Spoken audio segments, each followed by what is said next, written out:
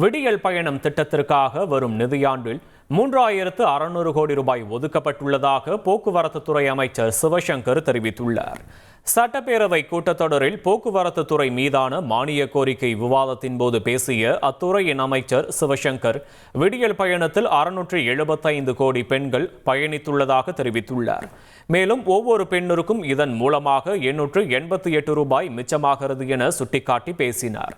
மேலும் ஒவ்வொரு ஆண்டிலும் விடியல் பயணத்திற்காக ஒதுக்கப்படும் நிதி அதிகரித்து வருவதாகவும் வரும் நிதியாண்டிற்கு 3600 கோடி ஒதுக்கப்பட்டுள்ளதாகவும் அமைச்சர் சிவசங்கர் தெரிவித்தார்.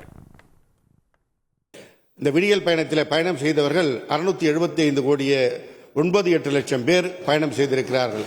இது ஒரு நாம் நினைத்து கூட பார்க்க முடியாத ஒரு எண்ணிக்கையில் இன்றைக்கு பெண்கள் அந்த திட்டத்தின் கீழ் பயணம் செய்திருக்கிறார்கள் என்றால் அவர்களுடைய வாழ்க்கையிலே மிகப்பெரிய மறுமலர்ச்சி ஏற்பட்டிருக்கிறது. மாநில திட்டக்குழு ஆய்வு நடத்தி கடந்த ஆண்டிலே வெளியிட்ட அறிக்கையில் ஒவ்வொரு பெண்மணிக்கும் 888 ரூபாய் அவர்களுக்கு அதன் மூலமாக அந்த தொகை மிச்சமாகிறது, அவருடைய குடும்பத்தினுடைய வளர்ச்சிக்கு பயன்படுகிறது சொன்னார்கள்.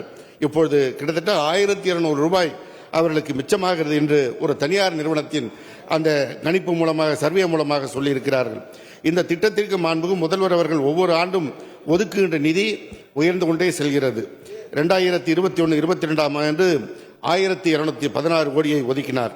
2022-23 2728 கோடியை ஒதுக்கினார்.